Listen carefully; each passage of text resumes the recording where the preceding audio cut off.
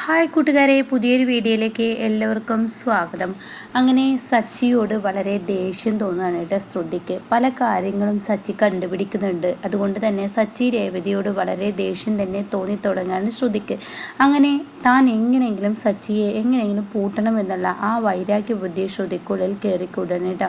അങ്ങനെ ഒരു ദിവസം സച്ചി പണി കഴിഞ്ഞ് വരുന്ന സമയത്ത് ശ്രുതി ഇങ്ങനെ ഒളിഞ്ഞു നിന്ന് ശ്രദ്ധിക്കുകയാണ്. ഇയാൾക്കിട്ട് പണിയാൻ പറ്റിയ ഒരു നല്ല അവസരം, അയാളുടെ വണ്ടി തന്നെ ആ തൊഴിലിൽ അയാളെ ജയിലിൽ കയറ്റുക, അതാണ് താൻ ചെയ്യേണ്ടത് എന്ന ആ ഒരു ഇത് ശ്രുതിക്കുള്ളിൽ തോന്നി തുടങ്ങാനേട്ടാ. അങ്ങനെ സച്ചിയാണെങ്കിൽ പതിവ് പോലെ രേവതിയെ വിളിക്കുകയാണ്. അപ്പോൾ പണി കഴിഞ്ഞ് വന്നതുകൊണ്ട് തന്നെ രേവതി ഒരു ചായയൊക്കെ ഇട്ട് കൊടുക്കുകയാണ്. അപ്പോൾ എങ്ങനെയുണ്ടായിരുന്നു ഇന്നത്തെ ട്രിപ്പ്? കുഴപ്പമൊന്നുമില്ല എന്ന് പറയുന്നുണ്ട് കേട്ടോ. അങ്ങനെ നിങ്ങൾ കുളിച്ചിട്ട് വാ, ഊണ് കഴിച്ചിട്ട് നമുക്ക് കിടക്കാം എന്നൊക്കെ പറയുന്നുണ്ട് കേട്ടോ. അത് കേൾക്കുന്ന സച്ചി പറയും ശരി. അപ്പോഴേക്കും രേവതി പറയും ഞാൻ എൻ്റെ കിച്ചണിലെ പണിയൊക്കെ തീർക്കട്ടെ സച്ചേട്ടാ എന്നും പറഞ്ഞ് സച്ചി കുളിക്കാൻ പോകുന്നു കേട്ടോ. ഈ സമയം ശ്രുതി പാത്തും പതുങ്ങിയും സച്ചിയെ നിരീക്ഷിക്കുന്നുണ്ട്. പക്ഷെ ആ സത്യങ്ങളൊന്നും സച്ചിക്ക് അറിയില്ല. അങ്ങനെ സച്ചി തൻ്റെ വണ്ടിയുടെ താക്കോൽ എവിടെയാണ് വെക്കുന്നത് എന്നുള്ള ആ ഒരു ഇതോട് കൂടിയിട്ടാണ് കേട്ടോ ശ്രുതി ഇങ്ങനെ നോക്കി നിൽക്കുന്നത്. അങ്ങനെ സച്ചി പതിവ് പോലെ തന്നെ തൻ്റെ താക്കോൽ മേശപ്പുറത്ത് വെച്ച് താൻ കുളിക്കാൻ പോകുന്നു കേട്ടോ. ഒരു മൂളിപ്പാട്ടൊക്കെ പാടി സച്ചി ബാത്റൂമിലോട്ട് കയറുന്നു. എന്നാൽ ഈ സമയം ശ്രുതിയാണെങ്കിലും പമ്മി ആ ചാവി വന്ന് എടുക്കുന്നു കേട്ടോ. ഒരു പൂച്ചയെ പോലെ പതുങ്ങി വന്ന് ആ ചാവി എടുത്ത് പിന്നീട് പുറത്തോട്ട് പോവുക കേട്ടോ. ഇങ്ങനെ ആ വണ്ടിയുടെ ഡോറ് ലോക്ക് ചെയ്ത് ആ വണ്ടിയുടെ ബ്രേക്കിനൊക്കെ ആ വണ്ടിയുടെ ഡോർ ഓപ്പൺ ചെയ്ത് വണ്ടിയുടെ ബ്രേക്കും അതുപോലെ പല കാര്യങ്ങളും അതിൽ കേടുവരുത്തിയിടുന്നുണ്ട് കേട്ടോ. എന്നിട്ട് ആരും അറിയാതെ സച്ചി വെച്ചുകൊടുത്ത് തന്നെ ആ ചാവി വെക്കുന്നുണ്ട്.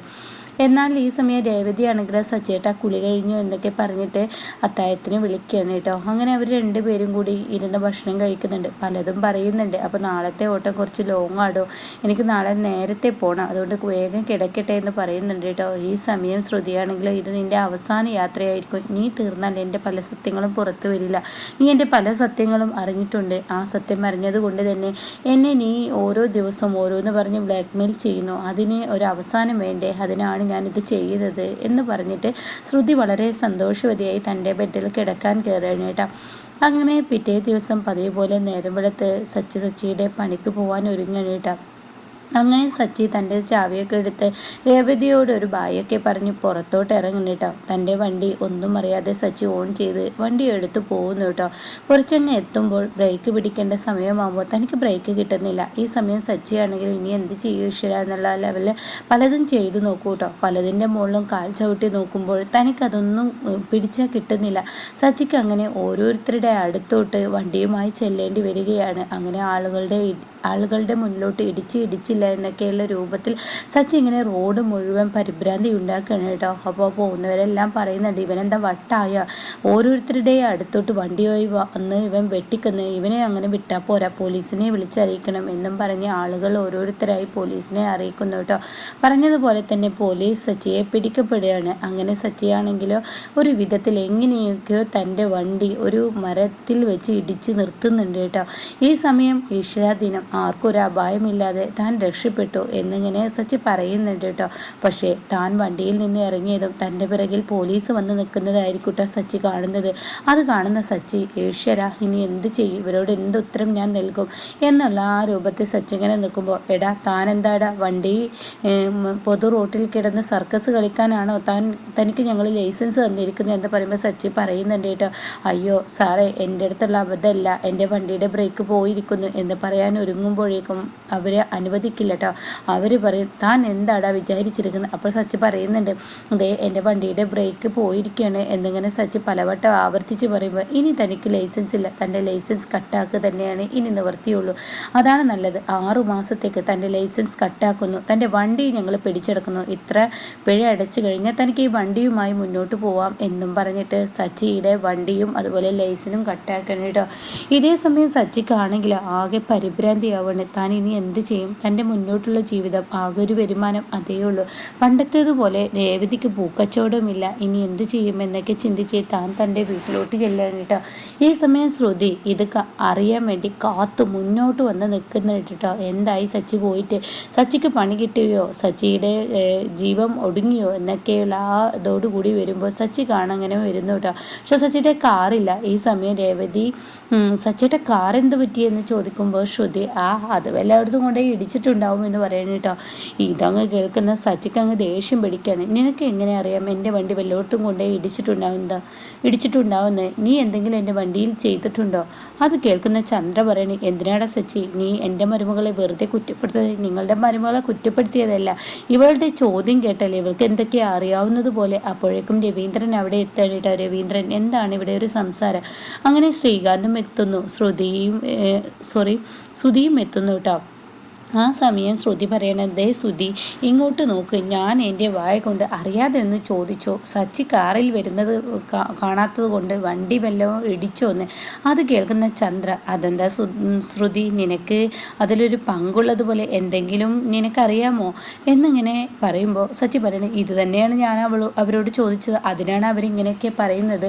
അപ്പോൾ രവീന്ദ്രൻ പറയണ, അതൊക്കെ അവിടെ നിൽക്കട്ടെ, നിൻ്റെ വണ്ടി എന്തിയെന്ന് ചോദിക്കാനേട്ടാ. അപ്പോൾ സച്ചി പറയണേ, അച്ഛാ എൻ്റെ വണ്ടി ഇന്നലെ രാത്രി വരെ ഒരു കുഴപ്പവും ഉണ്ടായിരുന്നില്ല. ഇന്ന് നേരം വെളുത്ത് ഞാൻ എൻ്റെ വണ്ടി എടുത്തപ്പോൾ എൻ്റെ വണ്ടിയുടെ പല ഭാഗങ്ങളും കേടുവന്നിരിക്കുന്നു. വണ്ടിയുടെ ബ്രേക്ക് കിട്ടാത്തത് കൊണ്ട് പലവരെയും എനിക്ക് ഇടിച്ചില്ല എന്ന രൂപത്തിൽ പരിഭ്രാന്തനായി റോഡിൽ അങ്ങ് വണ്ടി ഓടിച്ചത് കൊണ്ട് തന്നെ എൻ്റെ ലൈസൻസ് കട്ടാക്കുകയും വണ്ടി പിടിച്ചെടുക്കുകയും ചെയ്തു എന്ന് പറയട്ടോ.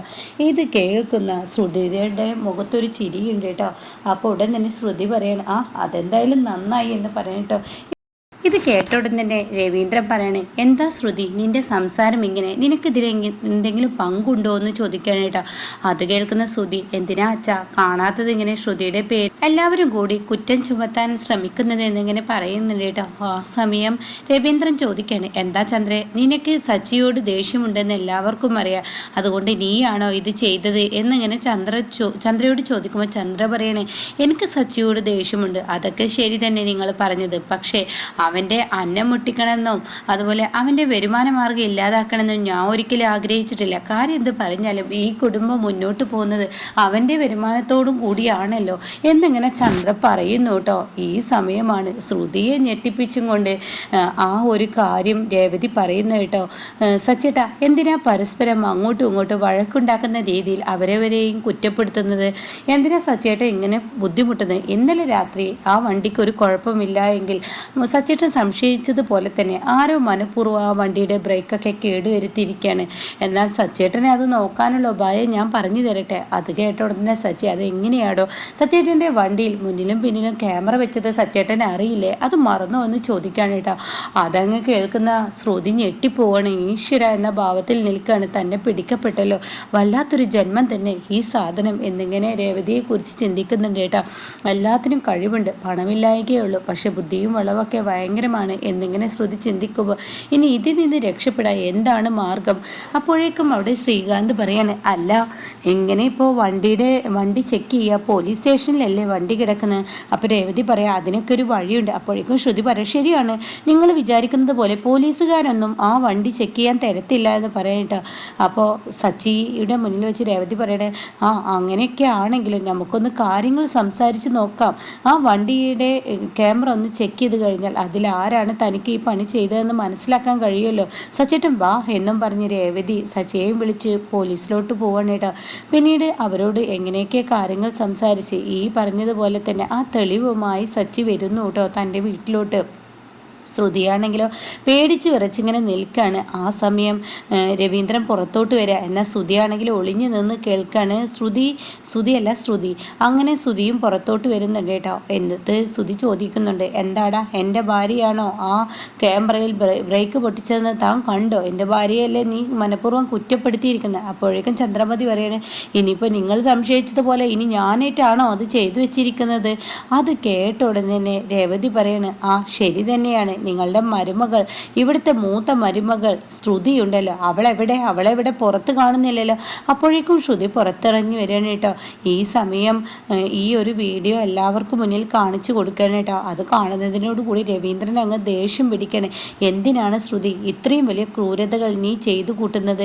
നീ എന്തിനാണ് സച്ചിയോട് ഇങ്ങനെയൊക്കെ ചെയ്യുന്നത്? ഈ ഒരു സമയത്ത് ആർക്കെങ്കിലും എന്തെങ്കിലും ആളപായം പറ്റുകയോ അങ്ങനെ എന്തെങ്കിലും ചെയ്തു കഴിഞ്ഞാൽ പിന്നീട് സച്ചിയുടെ കാര്യം എന്താവും? അത് കേൾക്കുന്ന രേവതി രേവതി പറയണേ അത് ശരിയാണ് അച്ഛൻ പറയുന്നത്. അതുകൊണ്ട് തന്നെ സച്ചേട്ടാ ഇനി നമുക്ക് എന്തായാലും ഈ വീഡിയോ ഇവിടെ കാണിച്ചു കൊടുത്തു ഇവരൊന്ന് വിവരം അറിയിക്കണം എന്നുണ്ടായിരുന്നു. പോലീസുകാർ പറയുകയും ചെയ്തല്ലോ പരാതി ഇപ്പം തന്നു കഴിഞ്ഞ് തീർച്ചയായും കേസ് എടുക്കാമെന്ന്. അപ്പോൾ അതുകൊണ്ട് തന്നെ നമുക്ക് ഇവരുടെ പേരിൽ കേസ് കൊടുക്കാൻ സ്വസ്ഥതയും സമാധാനത്തോടും കൂടി ആരെയും ബുദ്ധിമുട്ടിക്കാതെ ജീവിക്കുമ്പോൾ നമ്മുടെ നെഞ്ചത്ത് കയറുകയാണെങ്കിൽ അതിനൊരു മറുപടി കൊടുക്കണമല്ലോ എന്ന് സച്ചിയോട് പറയുമ്പോൾ സച്ചി ശരിയാണെന്ന് പറയണേട്ടാ.